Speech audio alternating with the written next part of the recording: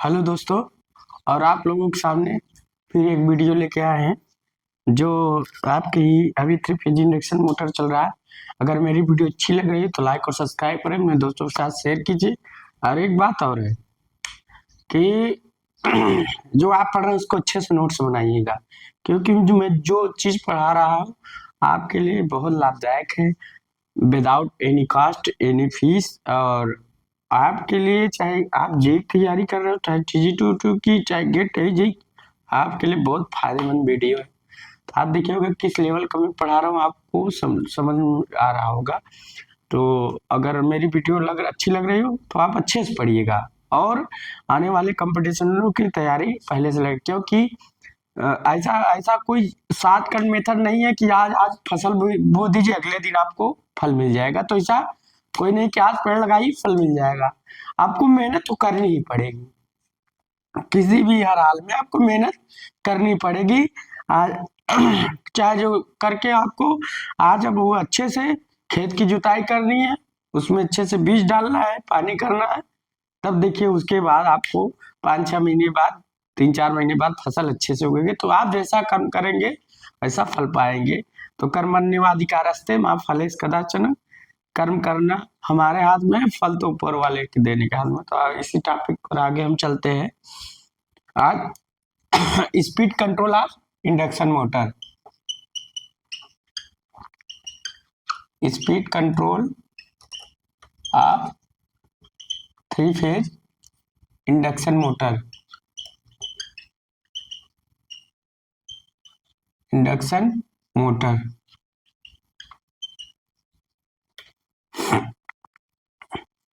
बात किए जाए हमें फार्मूला जानते हैं। फार्मूला क्या जानते हैं? NS equal to 120 F/P1-S। ये फार्मूले को याद रखिएगा, न्यूमेरिकल आते रहते हैं इस फार्मूले पर। तो आपको कोई चीज भूलना नहीं है। तो क्या करना है? तो इंडक्शन मोटर की स्पीड, इंडक्शन ये क्या होता है? NR होता है। इंडक्शन मोटर की रोटर की स्पीड याद रखिएगा, ये रोटर की स्पीड डिपेंड करता है, क्योंकि इंडक्शन मोटर चाहे रोटर घूमे चाहे प्रोपोर्शनल फ्रीक्वेंसी, दूसरा प्रोपोर्शनल पोल, तीसरा प्रोपोर्शनल स्लिप, रोटर रेजिस्टेंस और रोटर EMF, रोटर EMF, ठीक। और इंजेक्टेड रोटर EMF और कास्केड। तो इतने, और अप्लाई वोल्टेज मेथड, क्या अप्लाई वोल्टेज मेथड, इतने मेथड हम लोग पढ़ेंगे। तो पहला मेथड होगा frequency frequency frequency changing method. पहला मेथड होगा फ्रीक्वेंसी चेंजिंग मेथड।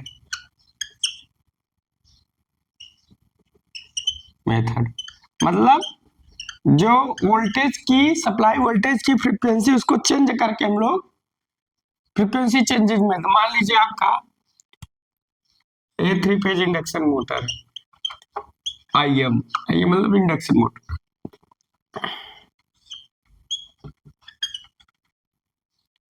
अब यहां से सप्लाई देंगे RYB, यहाँ लिखेंगे फ्रीक्वेंसी चेंजिंग डिवाइस। तो यहाँ हम लोग फ्रीक्वेंसी चेंजिंग डिवाइस लगाएंगे, लिखेंगे फ्रीक्वेंसी, यहाँ नहीं सही बन रहा है, यहाँ लिखिए frequency changing device, changing device. तो हम लोग सप्लाई वोल्टेज की आवृत्ति करेंगे, तो आप फ्रीक्वेंसी चेंजिंग डिवाइस का प्रयोग करके 3 फेज इंडक्शन मोटर की स्पीड 3 फेज IM और TV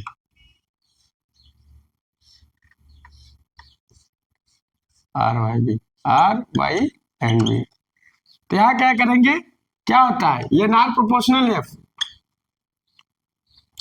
मतलब हम लोग क्या करेंगे, सप्लाई वोल्टेज की फ्रीक्वेंसी प्रोवाइड करेंगे फ्रीक्वेंसी चेंजिंग डिवाइस से फ्रीक्वेंसी परिवर्तन करके थ्री फेज इंडक्शन मोटर की स्पीड को कम या ज्यादा कर सकते हैं। अगर फ्रीक्वेंसी बढ़ेगी तो इंडक्शन मोटर की स्पीड बढ़ेगी। तो मगर इसका प्रयोग हम लोग इंडस्ट्री और संकर्षण कार्य में इसलिए प्रयोग नहीं करते ट्रैक्शन में, क्योंकि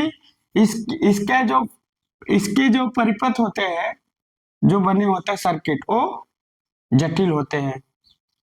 दूसरी बात, इनके जो डिवाइस होते हैं वो ज्यादा महंगे होते हैं, ठीक। और इस सिस्टम की जो दक्षता होती है लो होती है। तीन के कारण इसका प्रयोग हम लोग इंडस्ट्री और ट्रैक्शन कार्यों में प्रयोग नहीं करते। इसलिए इसका प्रयोग हम लोग जलपोत के नोदन में करते हैं। किसमें? जलपोत के नोदन में करते हैं। तो इसका 3 रीजन के कारण हम लोग इसका एकदम पहला जो रीजन है, रीजन किसके कारण? Reason not use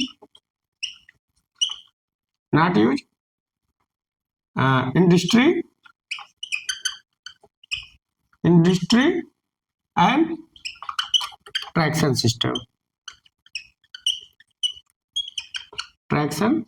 system. ये हर बात छोटी छोटी बात याद रखिएगा, भूलिएगा नहीं। पहला किसके कारण? परिपथ की जटिलता के कारण, परिपथ की जटिलता के कारण दूसरा, सिस्टम की लो एफिशिएंसी के कारण, लो efficiency of system, low efficiency of system. और तीसरा किसके कारण? परिपथ की जो जितने इंस्ट्रूमेंट हो महंगे हैं, तो परिपथ की इसको ताल लीजिए, पहले तो बताते हैं आपको, इसको ताल लीजिए आप।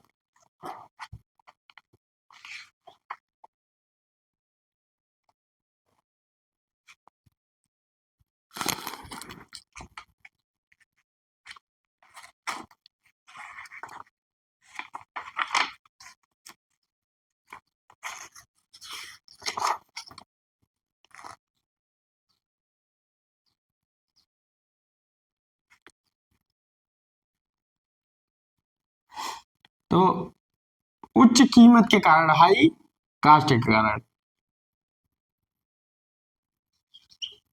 High cast of circuit, high cast के कारण, ठीक। तो इसलिए इसका प्रयोग हम लोग नहीं करते। तो इसमें जो इंस्ट्रूमेंट लग रहा है, ऊपर इंस्ट्रूमेंट, आप इंस्ट्रूमेंट लिख सकते हैं, इंस्ट्रूमेंट। हाई कास्ट उपकरण के कारण इसका प्रयोग हम लोग किसमें नहीं करते? ट्रैक्शन सिस्टम और इंडस्ट्री में प्रयोग नहीं कर सकते, ठीक। अब बात किया जाए तो इसका हम प्रयोग किसमें करते हैं, इसको उतार लीजिए पहले आप लोग सब, तो उतार लीजिए। सिर्फ जलपोत के नोदन में, किसमें? जलपोत के नोदन में, सिर्फ प्रोपल्शन में, प्रोपल्शन में। तो इसका यूज हम कहा करते हैं? ऊपर वाला उतार लोगे,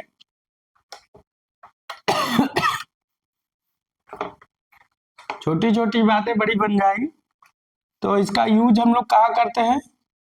यूज हिंदी में लिखते हैं जलपोत के नोदन में। कहीं आज तक पूछा नहीं, पूछ सकता है। जो आज तक नहीं पूछता वही तो पूछता है। सिर्फ प्रोपल्शन में, इसको बोलते हैं जलपोत के नोदन में। आप पहली बार सुन रहे होंगे, हमें लग रहा है, तो पहली बार मत सुनिए, जो सुनिए अच्छे से सुनिए, नोट कीजिए।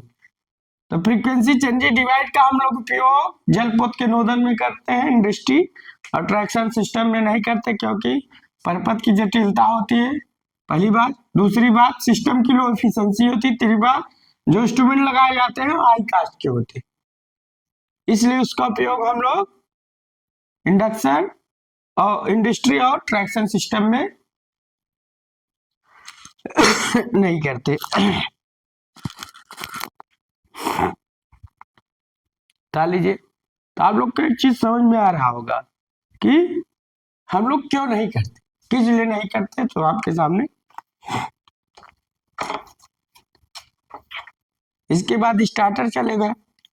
अभी डीसी मशीन वाला बस उसी स्टार्टर में सारा स्टार्टर आ जाएगा, एसी डीसी दोनों स्टार्टर आ जाएगा। उसके बाद टेस्टिंग है, उसके बाद 3 फेज इंडक्शन मोटर लगभग समाप्त है। तो जितना जितना चीज पढ़ाया जा रहा है लगभग आप लोग नोट करिएगा कि एक चीज है।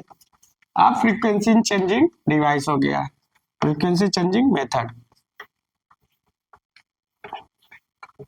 दूसरा पोल चेंजिंग मेथड, दूसरा पोल चेंजिंग मेथड,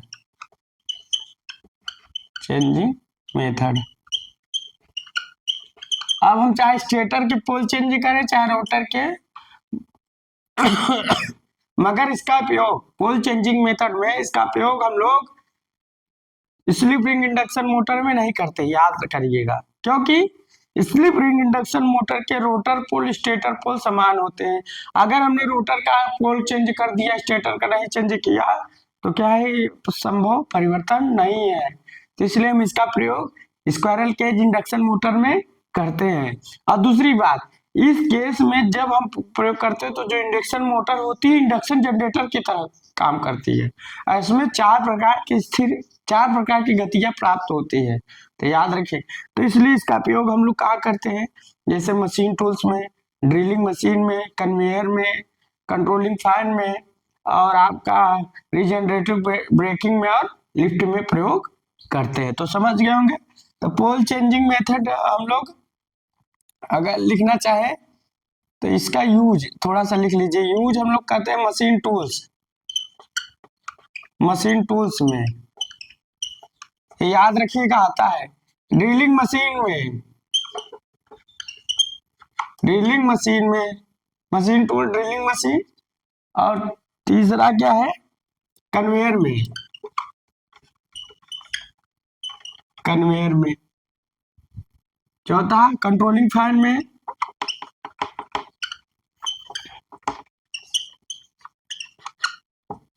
और पांचवा machine tools, drilling machine, conveyor, controlling fan. और बात करें किसमें, कंट्रोलिंग फैन के बाद आया किसमें, आपका रिजनरेटिव ब्रेकिंग में,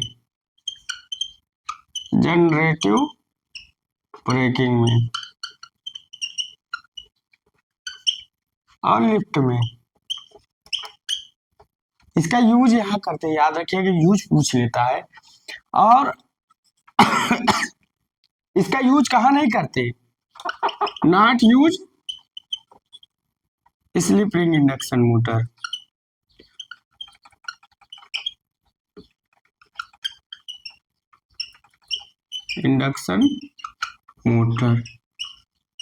तो ये चीज याद रखिएगा। दूसरा और यूज किस में करते हैं, यूज ऑफ किसमें, use of squirrel cage induction motor, squirrel cage induction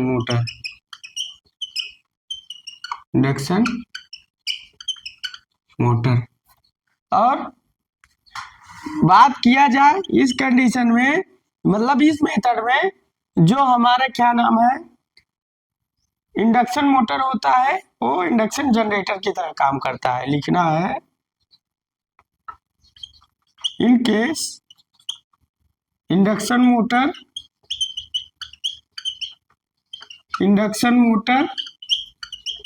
work as a induction generator, work as a induction generator. तो जो हमारा इंडक्शन मोटर होता है इंडक्शन जनरेटर की तरह काम करता है, याद रखिएगा। ये पूछता है, आज तक पूछा नहीं मगर पूछ सकता है। कौन से मेथड में जो हमारा इंडक्शन मोटर है, मतलब 3 phase speed control of induction motor के कौन सा मेथड है इसमें हमारा जो इंडक्शन मोटर इंडक्शन जनरेटर के तरह कार्य करता है, पोल चेंजिंग मेथड में। और इसमें 4 प्रकार की, इसको ताली होंगे, इसमें 4 प्रकार की गतियां प्राप्त होती हैं। तो इसमें लिख सकते हो, ऊपर वाले मिटा दे, अब इसको मिटा देंगे क्योंकि इसमें चल रहे हैं मेथड। तो इसमें लिखेंगे चौथा नंबर, 4 प्रकार की स्थिर गतियां प्राप्त होती हैं।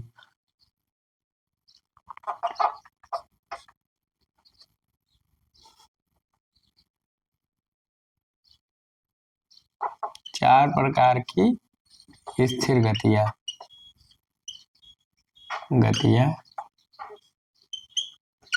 प्राप्त होती है।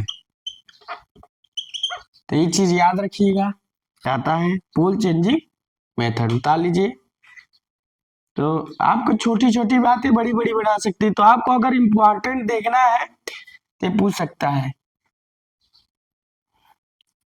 ये सब पूछ सकता है।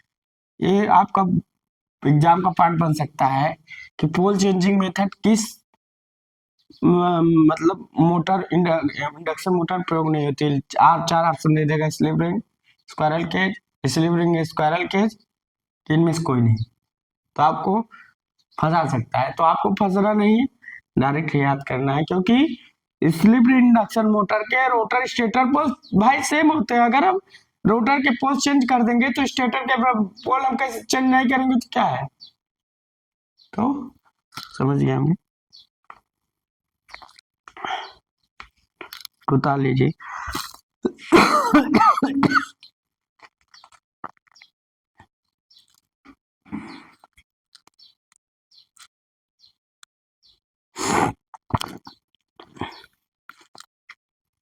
अब आगे आता है, इसको हम मिटाते हैं, लिख लिए होंगे। बढ़िया चल रहा है controlling speed control of induction motor, हम लोग स्पीड कंट्रोल कर ले रहे हैं। मगर उसमें क्या है, पोल चेंजिंग मेथड में क्या है, n प्रोपोर्शनल p। तो मतलब क्या है, इस कंडीशन में पोल चेंजिंग मेथड में क्या है, इस कंडीशन में अगर स्पीड बढ़ा दें, मतलब स्पीड अगर हम पोलों की संख्या बढ़ा दें तो स्पीड कम हो जाएगा। तो आप कभी देखिएगा पोल चेंजिंग मेथड में, जब हम मान लीजिए पोल की संख्या 2 रखे, अब फ्रीक्वेंसी मान लीजिए 50 हर्ट्ज है, कितना है 50 हर्ट्ज है, ठीक। तो पूछेगा सिंक्रोनस स्पीड क्या होगी, थोड़ा सा देखिएगा। तो सिंक्रोनस स्पीड पूछे दादा, तो 120 एफ का 50 और 2 पोल्स का मान 20 पोल्स का मान, तो यही है फार्मूला ना, 120 एफ अपान पी। ये सिंक्रोनस स्पीड है, याद रखिएगा। ये आपका कहीं दे देगा तो सिंक्रोनस स्पीड है, ठीक। तो कितना 3000 आरपीएम है, आरपीएम है। और इसे आरपीएस में चेंज करना होगा तो 60 से रिवोल्यूशन पर सेकेंड। अगर कहीं 4 पोल नहीं देते तो, अगर पी का मान 4 दे दे, पी का मान 4 दे दे तब 120 50/4 तो कितना है 1500 आरपीएम। तो इसका आपको समझ में आ रहा होगा कि पोल की संख्या बढ़ा रहे हैं तो स्पीड कम हो रही है, पोल की संख्या बढ़ाने से स्पीड कम हो रही है। ज्यादातर पूछ लेता है 4 पोल पर 1500 आरपीएम, तो आप आरपीएम निकालते जाएंगे, मतलब पोल्स की संख्या बढ़ाते जाएंगे तो आरपीएम आपका घटता जाएगा। इसका मतलब है कि हम पोल को बढ़ा रहे हैं तो स्पीड घट रहा है, अगर हम पोल घटा देंगे तो स्पीड बढ़ जाएगा। ये चीज आपको याद रखना है, इसका मतलब यही होता है। समझ गए, उसको उतार लीजिए, अगर समझना होगा तो आपको थोड़ा सा उतार लीजिए। तो आपको कुछ लिख लिए होंगे, उतार लीजिए इसको समझने के लिए।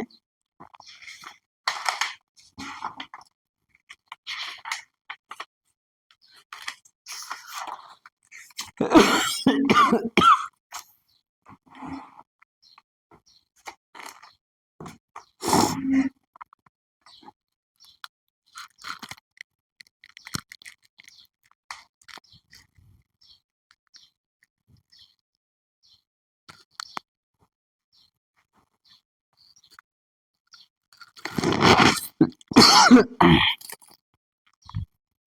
कितना भी पोल देते आप स्पीड निकाल सकते हैं 50 हर्ट्ज फ्रीक्वेंसी के बाद। तो अब आगे चलते हैं।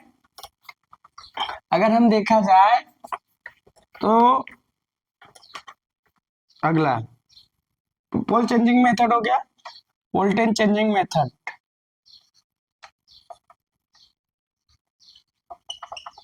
वोल्टेज चेंजिंग मेथड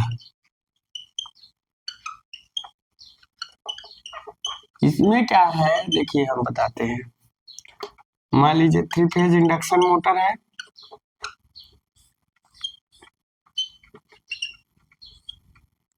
तो यहाँ voltage changing divide, voltage changing device. तो यहाँ से अगर हमने 3 फेज सप्लाई दे दी, मतलब 3 फेज हमने सप्लाई दे दी आर वाई अब दी, तो यहाँ हम वोल्टेज चेंजिंग डिवाइस लगाकर 3 फेज इंडक्शन मोटर का स्पीड कम कर सकते हैं। तो यहाँ एन प्रोपोर्शनल भी होता है। इसका मतलब होता है अगर हम वोल्टेज बढ़ाएंगे तो स्पीड बढ़ेगी, वोल्टेज घटाएंगे तो स्पीड घटेगी, याद रखिएगा। अब एक चीज याद रखिए, वोल्टेज चेंजिंग मेथड का हम लोग प्रयोग स्मॉल साइज के लो कैपेसिटी वाले सिंगल फेज इंडक्शन मोटर करते, 3 फेज इंडक्शन मोटर में नहीं करते। मगर यहाँ दे दिए कि हम चेंज कर सकते हैं, एक तरफ से प्रयोग कर सकते हैं मगर नहीं कर सकते प्रैक्टिकल रूप से। तो देखा जाए यहाँ क्या है कि क्यों नहीं कर सकते। पहली बात कि अगर हम वोल्टेज घटा दें, वोल्टेज अगर कांस्टेंट लोड पर आगे स्टार कर लिखे एट कांस्टेंट लोड पर हमने लोड को कांस्टेंट मान लिया, तो अगर हम वोल्टेज को कम करेंगे तो स्पीड कम हो जाएगा, तो टार्क कम हो जाएगा, तो टार्क कम हो जाएगा तो मशीन की आउटपुट कम हो जाएगी, तो मशीन की दक्षता कम हो जाएगी। तो इसमें ये क्या हो जाएगा,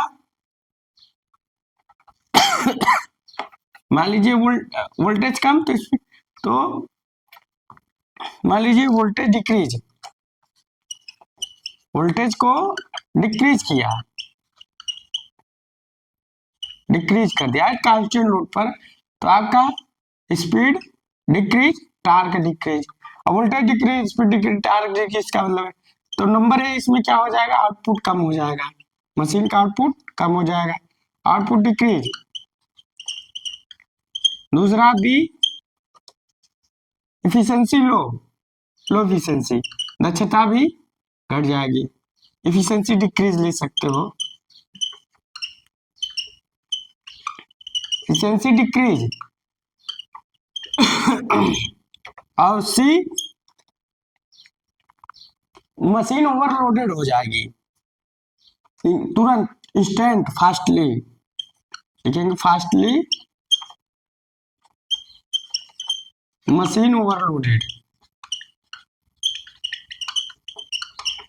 तो इसका मतलब है हम लोग उसका उपयोग कहाँ करते हैं, यूज कहाँ करते हैं, small size low capacity single phase induction motor, small size and low capacity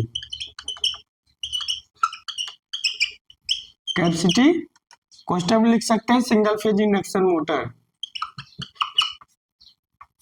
big size मशीनों में नहीं कर सकते, लिख सकते हैं not use of big size machine, big size machine.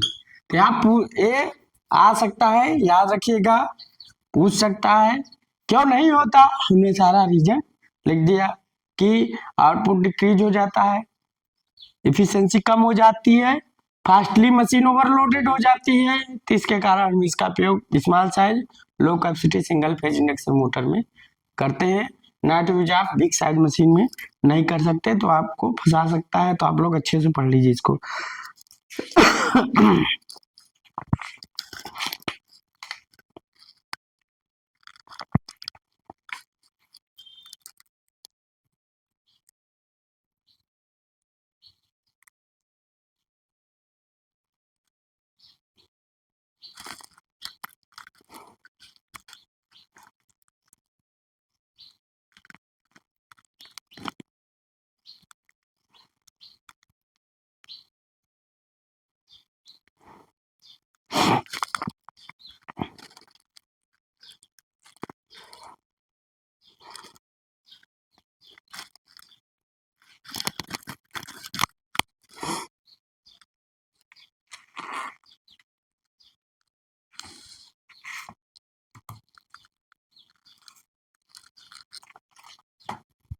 तो ये आया कैसे, इसको उतार लीजिए तो हम बताते हैं।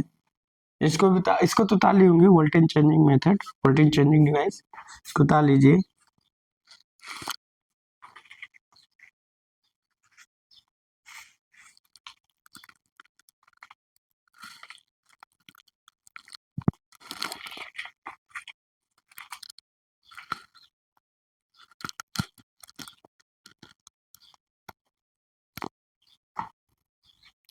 तो इसमें क्या है, इसको तो उतार ली होंगी वोल्टेज चेंजिंग डिवाइस।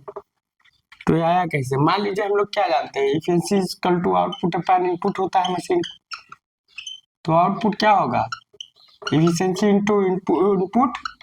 तो आउटपुट क्या होता है, 2 पाई NT बटे 60। और इफिशिएंसी इनपुट क्या होता है, √3 VI cos फाई, इतना होता है। हम लोग कितना जानते हैं।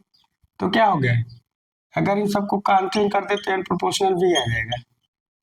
आ गया ना, समझ रहे हो कैसे आ गया, हमने डायरेक्ट नहीं लाया, आता है फार्मूले थे, तो यहाँ उसको उतार लिए होंगे। फ्रीक्वेंसी चेंजिंग डिवाइस,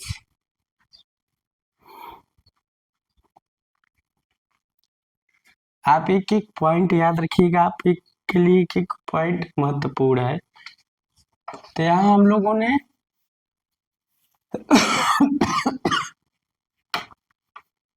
ताली होगा, हम लोगों ने एक एक चीज पढ़ रहे हैं। स्पीड कंट्रोल आप कभी कभी पूछ लेता है तो लोग कंफ्यूज हो जाते हैं कि स्क्वायरल केज में करें कि स्लिप रिंग इंडक्शन मोटर में करें। अब अगला आता है रोटर रेजिस्टेंस मेथड, अगला आता है रोटर रेजिस्टेंस मेथड। एक एक मेथड आपको अच्छे से पढ़ाया जा रहा है। Rotor resistance method, rotor resistance method. अगर हम लोग रोटर रेजिस्टेंस मेथड की बात करें तो रोटर में हम रेजिस्टेंस कैसे इन्वॉल्व करते हैं, स्लिप रिंग के द्वारा। तो अगर हम स्लिप रिंग के द्वारा रोटर रेजिस्टेंस इन्वॉल्व कर देते हैं तो क्या होता है, उस कंडीशन में क्या होता है, हमारा टार्क बढ़ जाता है। मगर हमारा क्या होता है, टार्क प्रोपोर्शनल आर होता है, मगर एन प्रोपोर्शनल क्या होता है, स्लिप होता है। और एस प्रोपोर्शनल आर होता है, तो क्या हो जाएगा आर। तो रोटर रेजिस्टेंस मेथड, तो हमारा क्या होगा, एन आर प्रोपोर्शनल R2। इसका मतलब क्या होगा कि अगर हम रोटर रेजिस्टेंस बढ़ा देंगे तो स्पीड कम हो जाएगी। तो देखो कैसे होता है, इसमें मान लीजिए हमने 3 फेज सप्लाई दे दी RYB, यहाँ थोड़ा सा, हाँ ठीक है, यहाँ आपका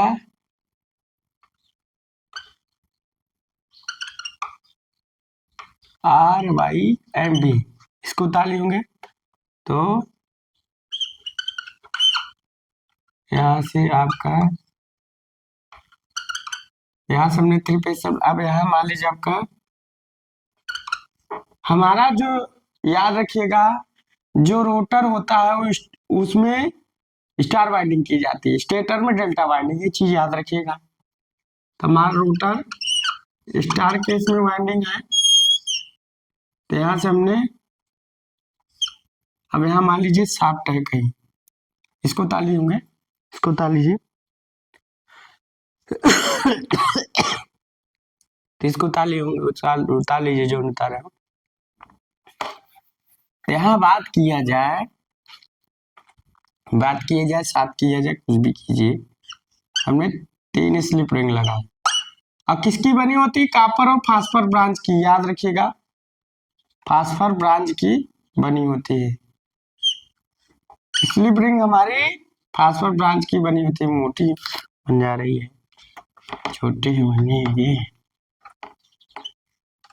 तो 3 स्लिप रिंग हमने बनाए, ठीक, मान लीजिए 3 स्लिप रिंग है, तो हमने कनेक्शन कर दिया है 1, 2 और शाफ्ट से मान लीजिए हमारी स्लिप रिंग जुड़ी होती है, क्योंकि शाफ्ट पर थे जो स्लिप रिंग हम लोग जोड़ते हैं, चीज याद रखिएगा। तो 3 स्लिप रिंग है। अगर रोटर बनाना चाहे तो रोटर बना सकते हो समझने के लिए।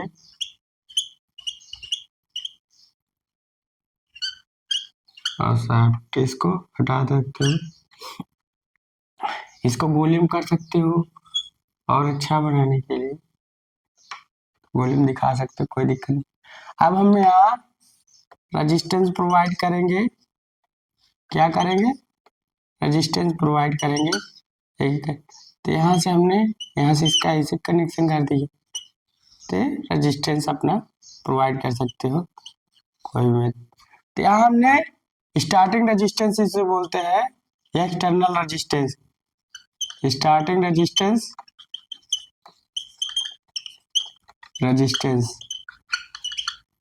या external resistance, external resistance, resistance. तो इसमें क्या है, हम लोग ए स्लिप रिंग है, क्या है? Slip ring. तो इस हम लोग रोटर में रेजिस्टेंस कैसे इन्वॉल्व कर रहे हैं? बाय स्लिप रिंग के द्वारा। मगर एक चीज है, अगर स्लिप रिंग हम स्लिप रिंग इंडक्शन मोटर में रेजिस्टेंस इन्वॉल्व कर देते हैं तो स्टार्टिंग टॉर्क बढ़ जाता है।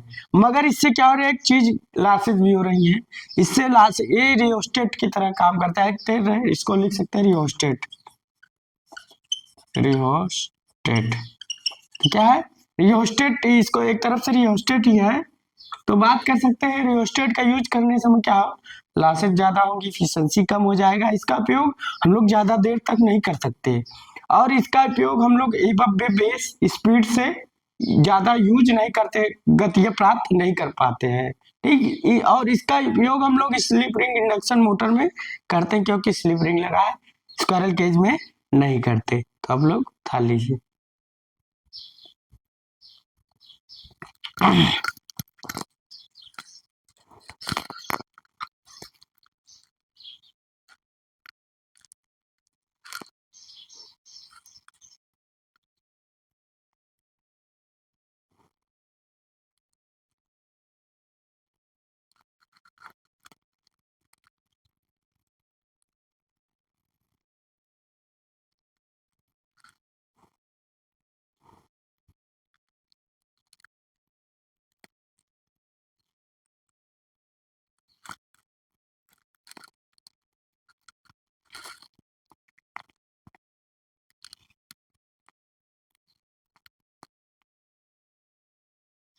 तो आप लोगों के सामने दिख रहा होगा, यहाँ भी अगर बनाना चाहो तो यहाँ भी बना सकते हो।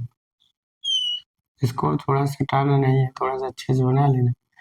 अच्छे से बनाना चाहते हो तो और छोटा बना लो, अगर ये मिट जाएगा कोई बात, आप लोग बना लीजिएगा। यहाँ भी गोला बना दीजिएगा, यहाँ भी गोला बना दीजिएगा। तो समझाने के लिए हमने बना दिया, अच्छा से लगे। तो स्टेटर हो गया आपका, एक तरफ से स्टेटर वाइंडिंग, स्टेटर हो गया, एक तरफ से रोटर हो गया, और रोटर घूमता है, ये रोटर वाइंडिंग, एक तरफ से इसको बोल सकते हो रोटर वाइंडिंग, रोटर वाइंडिंग। ये आपका मेन रोटर हो गया जो शॉर्ट सर्किटेड रहता है। तो 3 phase slip ring induction motor का रोटर शॉर्ट सर्किटेड होता है।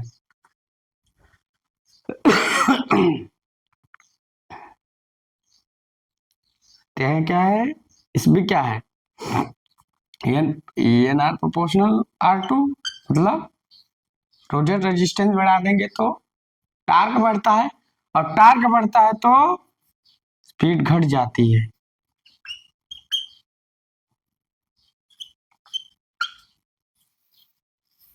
समझ रहे हो? अगर हमने रोटर रेजिस्टेंस इवॉल्व कर दिया तो क्या होगा, टार्क बढ़ने से स्पीड घटती है। समझ रहे हो? मगर रियोस्टेट से लॉसेज हो रहा है, लॉसेज से दक्षता कम हो रही है, इसलिए इसका उपयोग हम लोग अधिक समय तक नहीं कर सकते, और इसका उपयोग स्लिप रिंग इंडक्शन मोटर में करते हैं। तो ताली होंगे, आगे चलते हैं।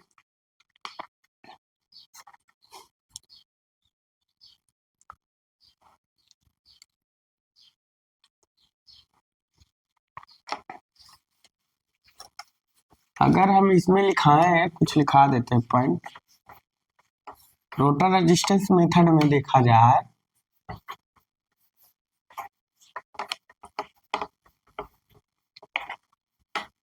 इसमें अगर कुछ पॉइंट लिखे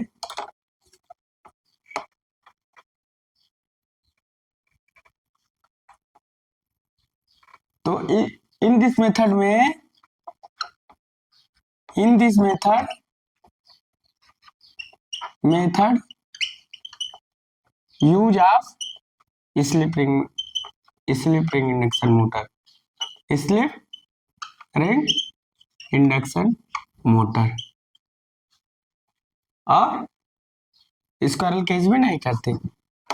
एंड आगे लिख सकते हो, not use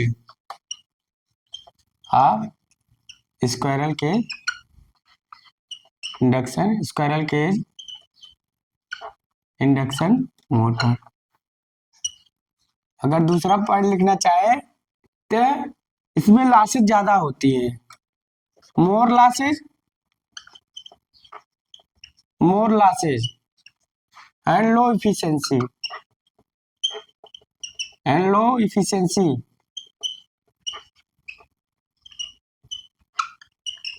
more losses and low efficiency, और ज्यादा अधिक समय तक यूज नहीं कर सकते। Not use of big time. तीसरा, इसका उपयोग हम लोग एबव बेस स्पीड से ऊपर नहीं कर सकते। Not use above base speed, ठीक, ये मतलब एबव बेस स्पीड से हम लोग स्पीड नहीं प्राप्त कर सकते। और इसके बाद हाँ ठीक है, तो सारा हमने लिखा दिया। ये रियोस्टेट में यूज के कारण, रेजिस्टेंस यूज के कारण लॉसेस भी होती है। तो इसमें क्या होता है, अगर हम रेजिस्टेंस इन्वॉल्व कर दिए तो टार्क बढ़ जाएगा। टार्क क्या होगा, बढ़ जाएगा, क्योंकि टार्क प्रोपोर्शनल क्या होता है, R2, torque proportional slip, torque proportional T2, ठीक। मगर स्पीड क्या होता है, रोटर की स्पीड या सिंक्रोनस, रोटर की स्पीड 1/s, अगर यस है तो भाई सीधा समझ रहे हो, तो 1/r2। ये दिमाग में बैठा लीजिए, क्योंकि आया तो आया कैसे, तो आपको ध्यान में रखना है। और टार्क प्रोपोर्शनल क्या होता है, φ2 E2 I2 और cos φ2, ये चीज याद रखना है। तो इतना आपका प्रोपोर्शनल, तो type proportional E2 I2 cos φ2, अगर एक चीज और φ2 I2 cos φ2, ये होता है, क्योंकि φ2 प्रोपोर्शनल E2 हो सकता है, 2 होता है, हम लोग निकालते φ2 प्रोपोर्शनल E2।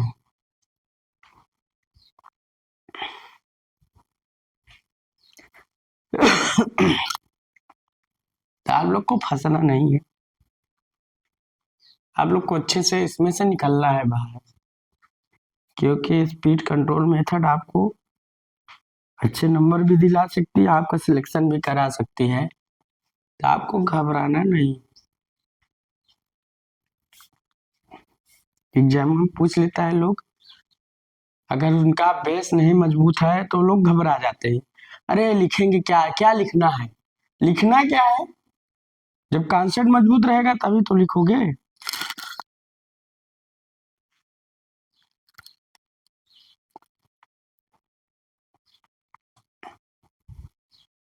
ये जो टार्क का जनरेट होता है T2 होता है, क्योंकि रोटर का टार्क जनरेट होता है।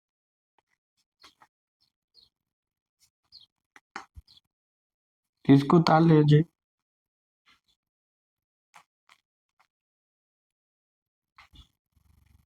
अच्छा अच्छा, आपको पढ़ाया जा रहा है।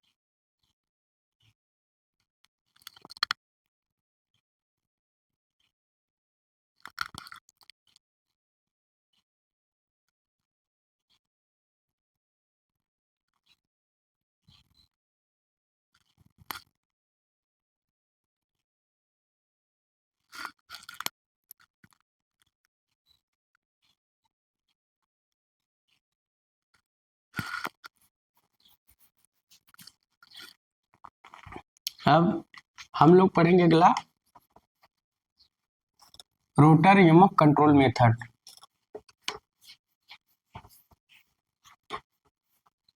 क्या पढ़ेंगे? Rotor EMF control method.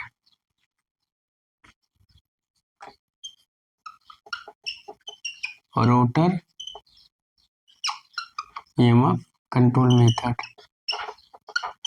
अब रोटर में हम ईएमएफ कैसे इंजेक्ट करेंगे? EMF control method. अब हम ईएमएफ से कैसे स्पीड कंट्रोल करेंगे देखना है। तो हम लोग क्या करते हैं, ईएमएफ इंजेक्ट करेंगे किसमें? रोटर में। किसके द्वारा? स्लिप रिंग के द्वारा, वो भी स्लिप फ्रीक्वेंसी पर। फिर से सुनिए, पहला रोटर इंजेक्ट कैसे करेंगे, ईएमएफ कैसे इंजेक्ट करेंगे। देखो, EMF injected, injected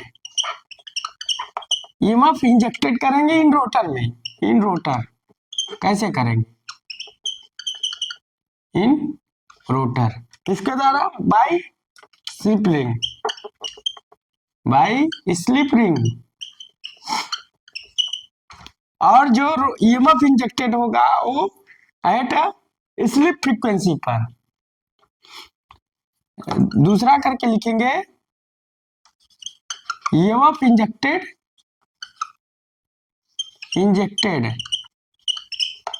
at slip frequency. याद रखिएगा, एग्जाम का पार्ट बन सकता है स्लिप फ्रीक्वेंसी पर। ये वेरी वेरी इंपॉर्टेंट पॉइंट है, नोट करके वेरी वेरी स्टार करके पॉइंट लगा लीजिए, क्योंकि पूछ सकता है कि जो ईएमएफ इंजेक्टेड करते हैं किस फ्रीक्वेंसी पे? स्लिप फ्रीक्वेंसी पर। और इंजेक्टेड किसके द्वारा करते हैं? स्लिप रिंग के द्वारा करते हैं। तो बात है कि जब हमने रोटर पर्पज में ईएमएफ इंजेक्टेड कर दिया तो इंजेक्टेड ईएमएफ केस फर्स्ट बन जाता है, केस फर्स्ट। अगर इंजेक्टेड ईएमएफ,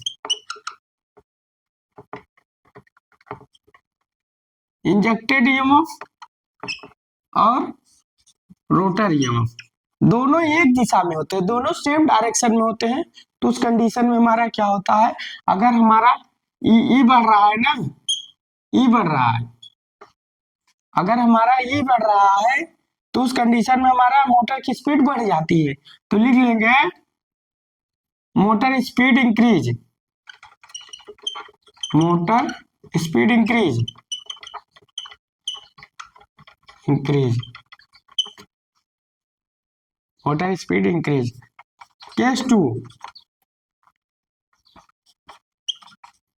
केस टू, अगर हमारा injected EMF, E injected, injected EMF और रोटर ईएमएफ डिफरेंस दिशा में है, यह, तो इसका मतलब हमारा मोटर की स्पीड घट जाएगी, याद रखिएगा, मोटर स्पीड डिक्रीज,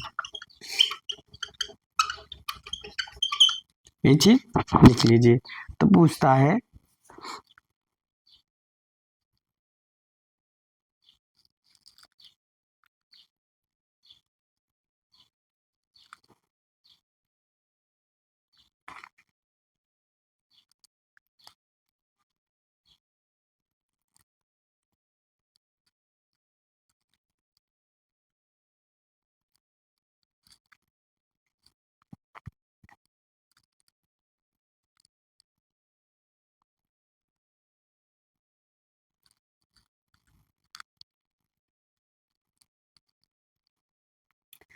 तो अगर देखो, अगर इसमें क्या होता है, अगर ये बढ़ रहा है, ये दोनों बढ़ रहा है एक दिशा में है, तो एक I2 करंट को बढ़ा देते हैं। अगर I2 करंट बढ़ गया तो हमारा एक फार्मूला है T2 proportional E2 phi2 I2 proportional इनस माइनस इनर, यह प्रोपोर्शनल एन मान इनर। तो क्या है, अगर हमारा I2 बढ़ रहा है, इस कंडीशन में I2 बढ़ रहा है, I2 इंक्रीज, तो I2 बढ़ रहा है तो स्पीड बढ़ रही है। अगर इस कंडीशन में I2 घट रहा है, I2 डिक्रीज, तो इस कंडीशन में हमारा स्पीड घट रहा है, याद रखिएगा। फॉर्म ए या लिख सकते हैं आप लोग, ये भी फार्मूला बन गया।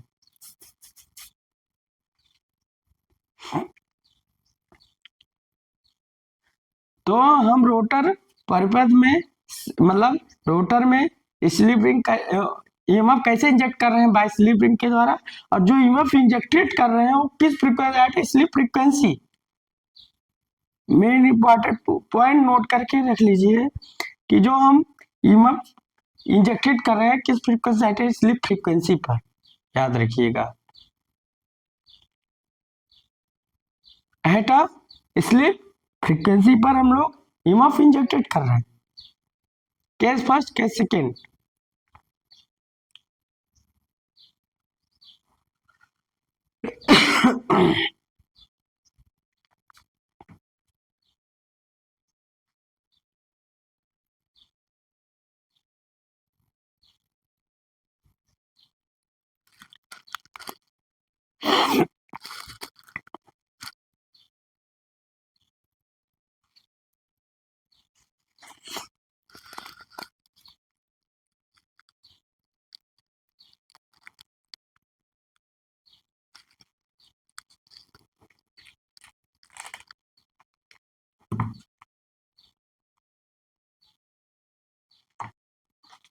तो आप लोग उतार होंगे, पूछता है उतार होंगे।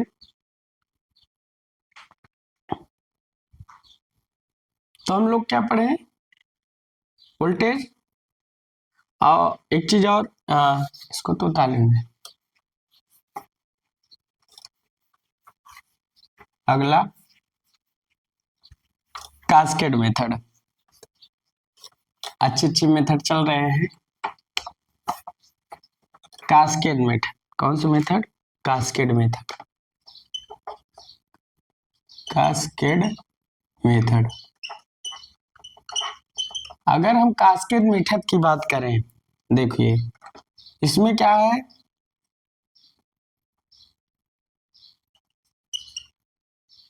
Slip ring induction motor, 3 phase है, हम लिख दे रहे हैं 3 phase slip ring induction motor.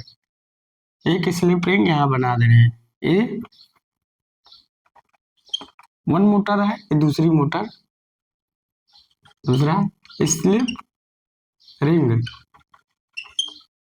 Slip ring 3 phase IM, और ये दूसरी मोटर है। अब यहाँ हमने इसका क्या किया, कपलिंग कर दिया, तो स्लिप रिंग बना दी, 1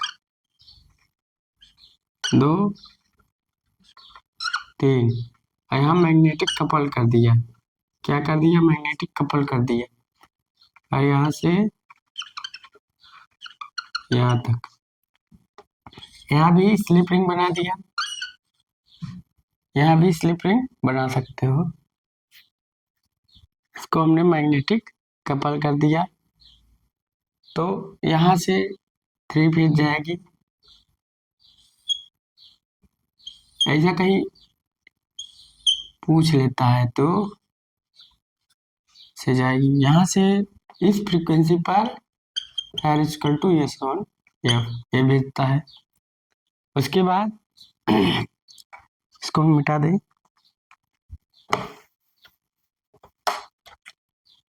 तो यहाँ 60, यहाँ इसकी स्पीड N1 है।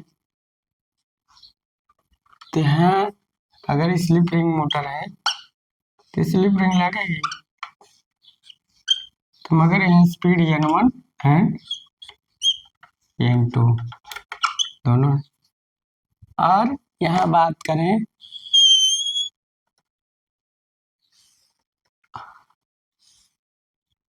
R, Y एंड B, तो यहाँ अगर R एंड Y एंड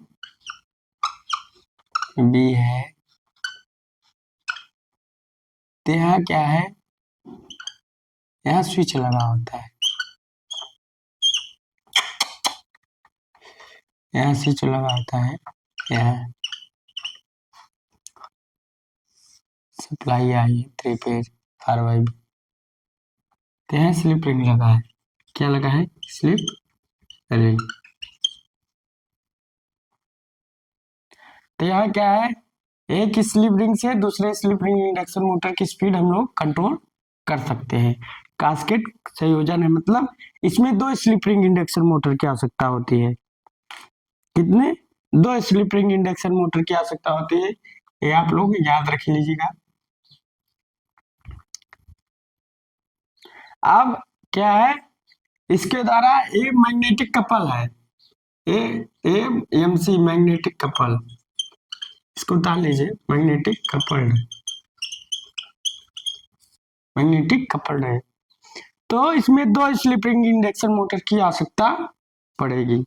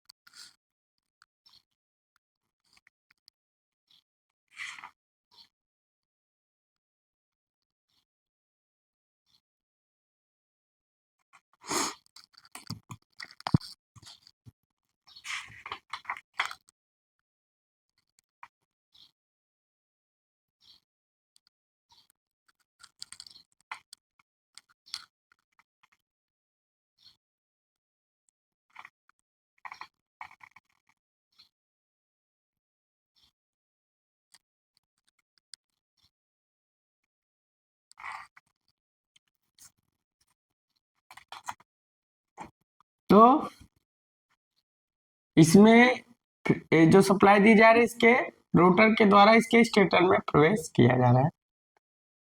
तो उतार लिए होंगे, उतार लीजिए जल्दी, लास्ट मेथड है, इसलिए आज का वीडियो ज्यादा लंबा हो जा रहा है।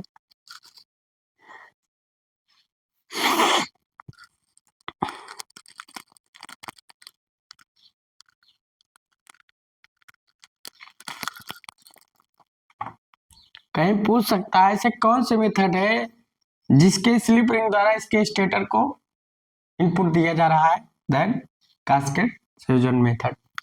इसको उतार लिए होंगे आप लोग। अब हम लोग चलते हैं, को अब लोग उतार लिए होंगे।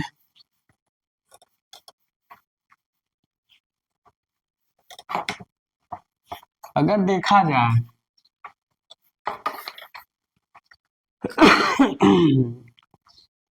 माना मोटर M1 की गति फर्स्ट मोटर की एट मोटर M1 की स्पीड जो है N1 मानेंगे 120 F/T, इतना लिखेंगे। अब क्या है, दूसरे मोटर की गति एट मोटर M2 60/1 लिखेंगे, बहुत ज़्यादा लिखना नहीं। उसकी स्पीड क्या होगी 120 FR/P1 और ये P2 हो जाएगी। उसमें P1 इसमें P2। अब क्या है FR इक्वल टू एस हम लिखा है N2 120 S1 इंटू F/P2। ठीक। अब अगर दोनों मैग्नेटिक कपल्ड हैं, क्या लिखेंगे एट मैग्नेटिक कपल्ड और सेम डायरेक्शन में, magnetic coupled at same direction. क्या एट सेम डायरेक्शन, अगर एट सेम डायरेक्शन में है तो M1 इक्वल टू M2। ठीक, या N1 इक्वल टू N2 कर दीजिए, N1 इक्वल टू N2 नहीं कहेंगे तो 120 F/, अच्छा हाँ, और रोटर की स्पीड है ना 1 - S1, यहाँ क्या हो जाएगा 1 - S2, यहाँ क्या हो जाएगा 1 - S2, क्योंकि NR इक्वल टू फार्मूला है, उसी फार्मूले में हम रख दिया। तो क्या होगा P1 और N1 की 1 - S1, और यहाँ क्या होगा 120 F S1/P2 और क्या 1 - S2। तो यहाँ कुछ कटेगा, कट गया, तो बचा क्या, यहाँ लिखो P2 - P2 S1 और P1 S1, और क्या हो जाएगा P1 S1 एंड S2। तो ये क्या हो जाएगा, ये टोटल मिलाकर 0 हो जाएगा, ये 0 हो जाएगा। तो बचा क्या, इतना उतार लीजिए, यहाँ लिख देते हैं, तो 0 हो जाएगा। हमारे पास क्या बचा P2 - P2 S1 P1 S1, इतना बचा। तो इसको ऊपर लिखते हैं, तो P2 into S1 plus P1 S1। तो S1 अगर हम कॉमन ले लें तो क्या बचेगा P1 प्लस P2 बचेगा। तो S1 इक्वल टू क्या हो जाएगा P2/P1 प्लस P2। चलिए एक क्वेश्चन 1 मान लेते हैं, एक क्वेश्चन 2 मान लेते हैं। उतार लीजिए थोड़ा,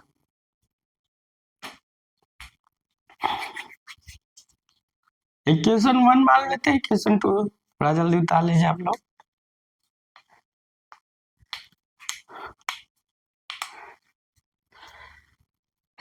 अब आपको कोई कंफ्यूजन नहीं होना चाहिए, speed control of induction motor में कोई कंफ्यूजन नहीं होना चाहिए।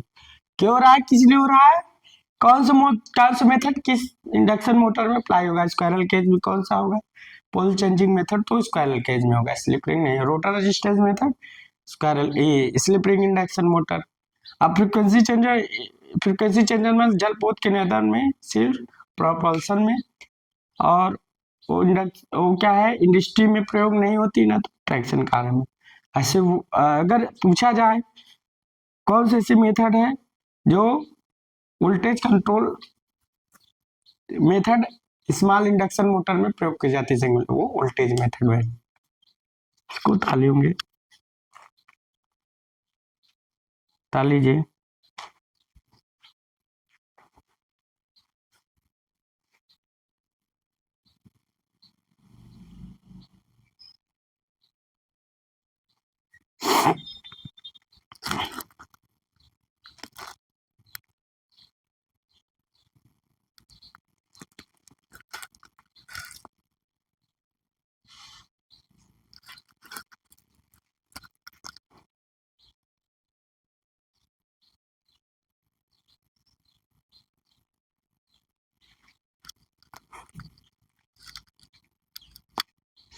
अब यहाँ तक तो ताल होंगे।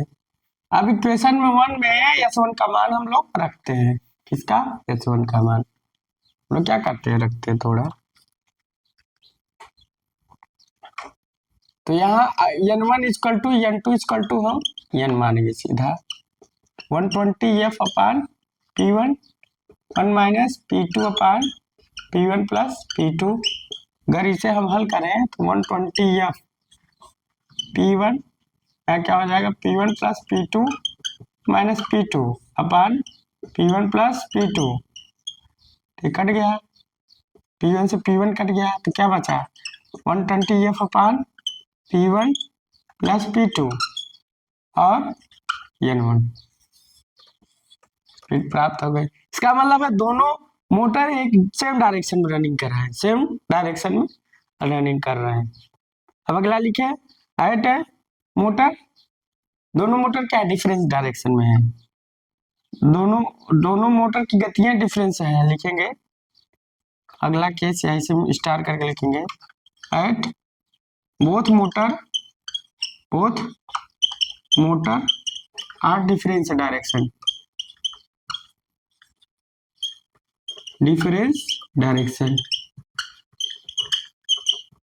दोनों विपरीत दिशा में है, तो N1 माइनस N2 करेंगे, इसको उतार लीजिए, ये याद रखिएगा। तो चाहे N1 स्पीड करिए चाहे हाँ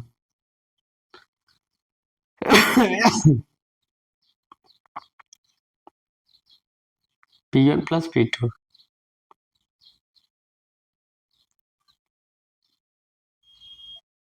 डाल लीजिए।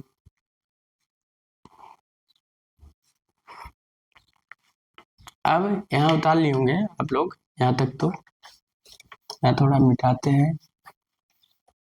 यहाँ भी उतर गया होगा, ये उतर गया होगा। तो अगर हम इसका वैल्यू रखे हैं 120F अपान P1 और 1 माइनस S1 और 120F अपान P2 S1 1 माइनस S2, ठीक। तालियों के नीचे बोला। अगर बात करें क्या, अब ये तो कट गया, बचा क्या P2 माइनस, यहाँ माइनस रहेगा ना, हम माइनस लिखे थे N1 इक्वल टू, यहाँ लिखे थे माइनस N2, ये चीज याद रखिएगा, तुमने ये लिखा था तो माइनस लगा दी। अब बचा क्या, तो P2 माइनस P2 S1 अपान P1 S1 माइनस, तो यहाँ क्या हो जाएगा प्लस P2, यहाँ P1 S1 और S2, तो ये जीरो हो जाएगा, ये जीरो हो जाएगा, तो बचा क्या P2 S1 P1 S1। अब अगर हम इसे इधर ले जाए P2 इक्वल टू क्या होगा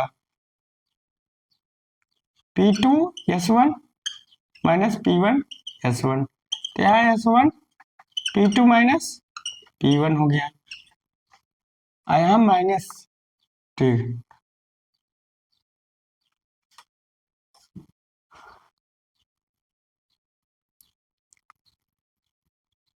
सही है।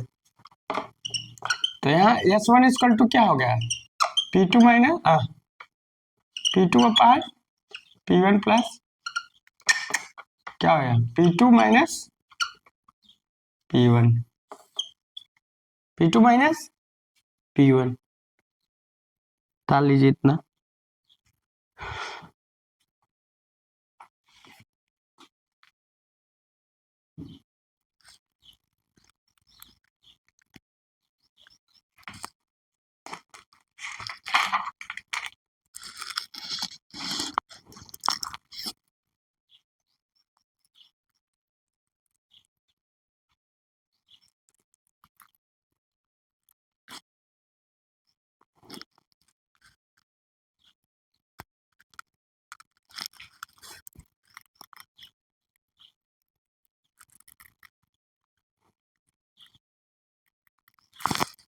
अगर हम इसमें थोड़ा सा हम लोग एक्सपेरिमेंट करेंगे, एक्सपेरिमेंट क्या करेंगे, अगर हम लोग, तो हम लोग क्या माने थे N1 इक्वल टू, तो यह क्या हो जाएगा S1 की वैल्यू उसमें रखें, तो क्या हो जाएगा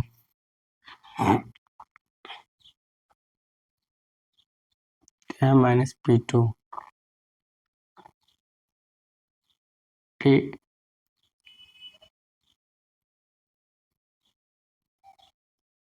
P2 माइनस P1,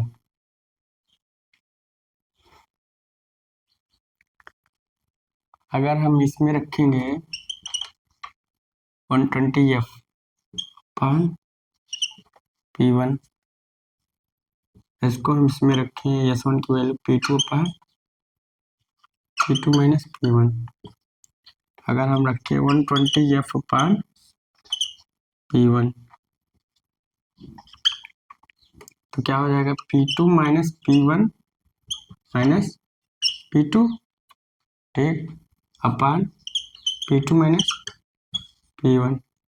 P2 से P2 कट गया, P2 से P2 कट गया, then equal to 120F upon P1। यहाँ क्या बचा, minus P1 upon P2 minus P1। P1 से P1 कट गया, यहाँ तो क्या बचा 120F upon P2 minus P1। तो इसे हम क्या लिख सकते हैं, 120F upon P1 minus P2 n। ये भी फार्मूला आ गया, उठा लीजिए। तो इस मेथड से चार स्पीड प्राप्त कर सकते हैं। इसको उतार लीजिए तो हम बताते हैं। यहाँ तक तो उतार लियोगे, ऊपर वाला तक, यहाँ तक। तो अगर हम इस मेथड से चार स्पीड प्राप्त कर सकते हैं, तो चार स्पीड का मतलब है N1 120F अपॉन P1, ठीक, 120F अपॉन P1। उसको उतार लीजिए, यहाँ तक तो उतार चुके होंगे हमने, यह था 120F upon P1, NT equal to 120F upon P2, N3 equal to 120F upon P1 plus P2, N4 equal to 120F upon P1 minus P2। इससे हम लोग इस मेथड से चार स्पीड प्राप्त कर सकते हैं कास्केड संयोजन से। सोपानीगत नियंत्रण इसे बोलते हैं। तो इससे हम लोग चार स्पीड प्राप्त किए, आप लोगों के सामने हमने लिख दिया है। तो याद रखिएगा, चार स्पीड प्राप्त किए, तो इसे सोपानीगत नियंत्रण मेथड बोलते हैं। तो ये दो उतार लीजिए, चार स्पीड हम लोग से सोपानीगत नियंत्रण, अगर कहीं हिंदी में कर दे सोपानीगत नियंत्रण, गत नियंत्रण उतार लीजिए, सोपानीगत नियंत्रण में करते हैं।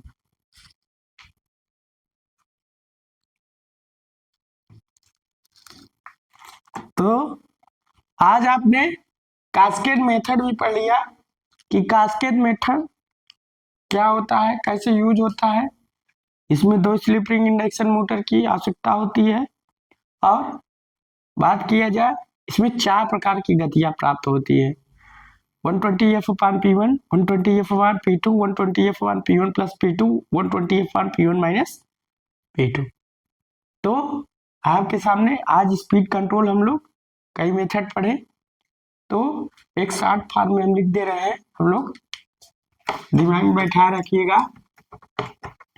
क्या, अगर देखो स्पीड कंट्रोल मेथड कैसे हम लोग, मतलब कैसे स्पीड बढ़ा रहे थे, मान लीजिए NR इक्वल टू F हो रहा है, NR equal to proportional P हो रहा है, NR इक्वल टू R2 हो रहा है, NR इक्वल टू स्लिप हो रहा है। मतलब इसका मोटर क्या है, अगर हम पोल बढ़ाएंगे तो स्पीड घटेगा, इसका इन्वर्सली का मतलब होता है अपोजिट, अगर इसको बढ़ाएंगे तो घटेगा, ये बढ़ाएंगे तो घटेगा, मगर ये और प्रोपोर्शनल V, और क्या होता है, ठीक है, और सही है। इतना हम लोग ये रिलेशन याद रखिएगा।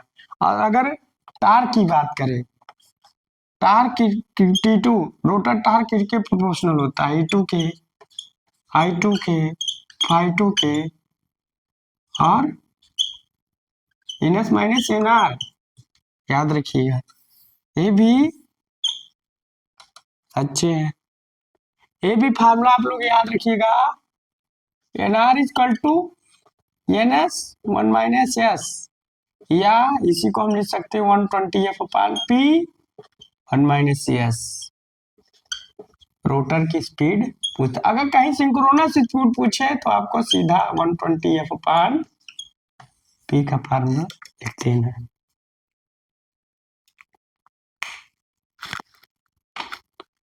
तो मेरी वीडियो अच्छी लग रही हो तो लाइक और सब्सक्राइब करें, मेरे दोस्तों के साथ शेयर कीजिए। So thanks.